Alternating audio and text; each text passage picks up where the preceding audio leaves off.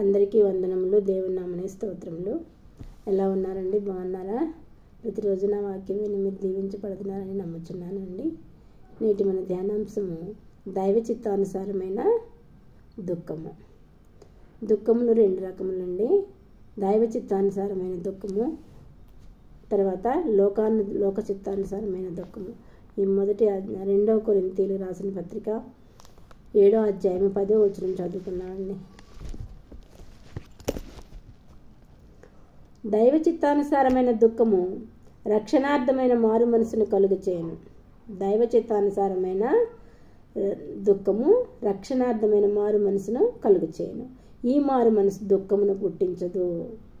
అయితే లోక సంబంధమైన దుఃఖము మరణమును కలుగచేయను.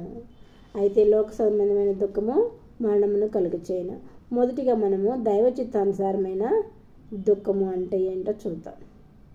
దైవ చిత్తానుసారమైన దుఃఖము అనగా మన బిడ్డల రక్షణ కోసము, మన యజమానుల రక్షణ కోసము, మన రక్త సంబంధికుల రక్షణ కోసము, మన బంధువుల రక్షణ కోసము, స్నేహితుల రక్షణ కోసము, మన విలేజ్ల వాళ్ళ రక్షణ కోసము, మన దేశం రక్షణ కోసము, మనము రాష్ట్ర రక్షణ కోసము ప్రార్థించటమే ఇది దైవ చిత్తానుసారమైన దుఃఖము. ఈ దుఃఖం వలన మనం ప్రార్థిస్తే వాళ్ళలో మారు మనసు అనేది కలుగుతుంది. సో దైవ చిత్తానుసారమైన దుఃఖము మారు మనసునకు కారణమై ఉన్నది. ఇక్కడ నేను పాపము చేస్తున్న దావీదు నాతానుతో అనగా, నాతాను నీవు చావకుండానట్లు యెహోవా నీ పాపములను పరిహరించెను.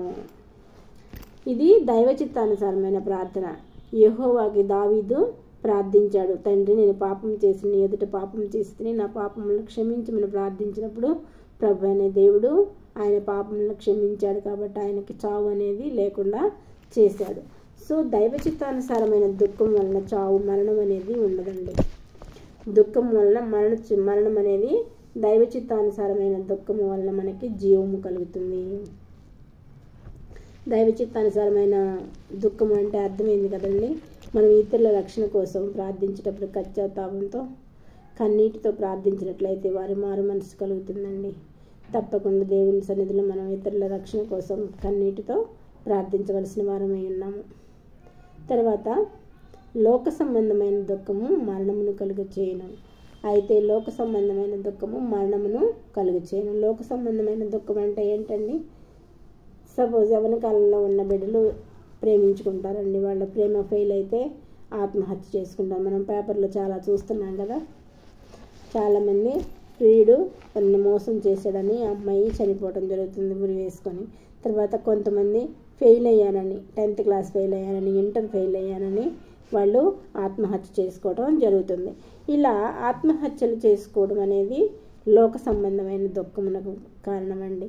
కొంతమంది వీసా రాలేదని మరణిస్తూ ఉంటారు. కొంతమంది గవర్నమెంట్ జాబ్ రాలేదని మరణిస్తూ ఉంటారు. కొంతమంది లాటరీ టికెట్ రాలేదని మరణిస్తూ ఉంటారు. కొంతమంది ఇంకా నేను అనుకున్న కోరికలు ఏమీ తీరట్లేదు, నేను అనుకున్న అమ్మాయితో వివాహం కాలేదు, నేను అనుకున్న అబ్బాయితో వివాహం కాలేదని వాళ్ళు చనిపోవడం జరుగుతుంది. సో ఈ లోక సంబంధం, ఇవన్నీ కూడా లోక సంబంధమైన దుఃఖాలండి. ఈ లోక సంబంధమైన దుఃఖము మరణంకు దారితీయను. గ్రీన్ కార్డ్ రాలేదని, లాటరీ టికెట్ రాలేదని చనిపోవడం మనం పేపర్లో చాలాసార్లు వింటూ ఉంటాం. భార్యాభర్తల మధ్య గొడవలు వచ్చి మొన్న మధ్య పేపర్లో పడిందండి. భార్యాభర్తల మధ్య గొడవలు వచ్చి భర్త 2 పిల్లల్ని చంపేసి అతను కూడా చనిపోవడం జరుగుతుంది. ఇవన్నీ కూడా లోకం సంబంధమైన. అయితే లోక సంబంధమైన దుఃఖం మరణంను కలుగచేయను. లోక సంబంధమైన వాటి కోసం దుఃఖిస్తే మరణం అనేది సంభవిస్తుందండి. మనం ఈ లోకంలో ఉన్నప్పుడు కొన్ని శ్రమలు రావచ్చు, కొన్ని మన కోరికలు తీరకపోవచ్చు. అయినప్పటికీ మనం ప్రభువునందు ఆనందించే వారమై ఉండాలి. అంతేగాని లోక సంబంధమైన వాటి కోసం దుఃఖపడకూడదండి. లోక సంబంధమైన వాటి కోసం దుఃఖపడినట్లయితే మరణం మనకి సంభవిస్తుంది. ఎక్కువగా ప్రతి దాని కోసం చింతపడకూడదండి. ప్రతి విషయంలో చింతపడే వాళ్ళు తొందరగా ముసలి వాళ్ళు అవుతారండి. ఎవరికి ముసలి వాళ్ళు అవ్వాలని కోరిక ఉంటుందండి? ఉండదు కదా. అందరికీ యవనస్తుల్లాగే ఉండాలని కోరిక ఉంటుంది కదా.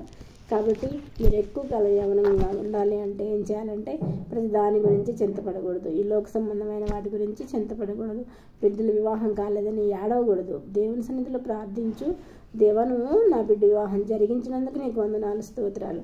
నా బిడ్డకి వివాహం జరిగించినందుకు వందనాలని ప్రార్థిస్తే తప్పకుండా జరుగుతుంది. అంతేగాని ఏడుస్తూ ఉంటే ఏమీ జరగదండి. నా బిడ్డకు ఉద్యోగం రాలేదని కానీ ఏడవడం అనేది ఈలోక సంబంధమైన వాటి కోసం మనం ఏడవకూడదండి. జస్ట్ ప్రార్థన చేసి ప్రభువా నువ్వు ఇచ్చినందుకు నీకు వందనాలు అంటే దేవుడు తప్పకుండా జరిపిస్తాడండి.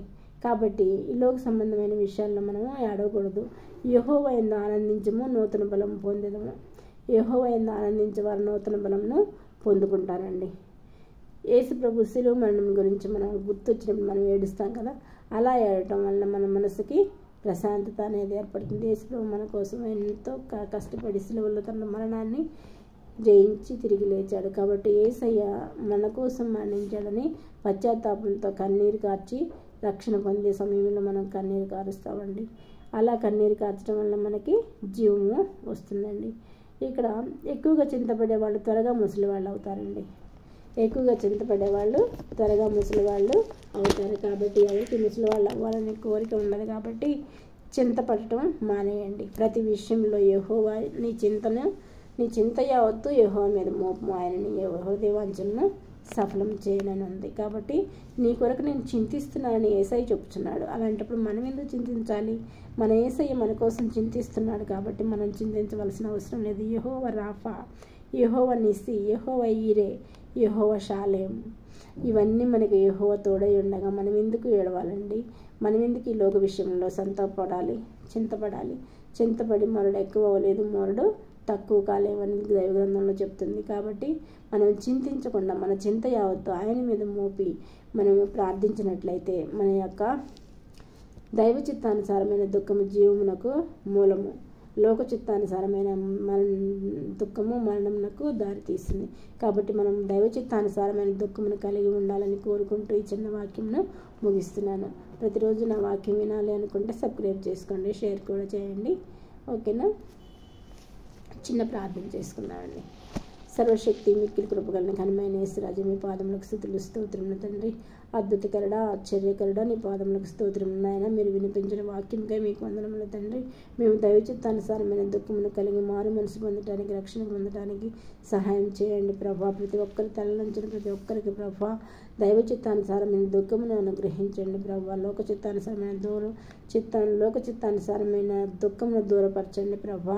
లోక చిత్తానుసారమైన విషయాల్లో మేము దుఃఖపడకుండా మా చింత యావత్తు మీ మీద వేసి మేము ఆనందంగా యెహోవా యందు నమ్మిక ఉంచుము, బలం పొందుదామని చెప్పి ఉన్నావు తండ్రి.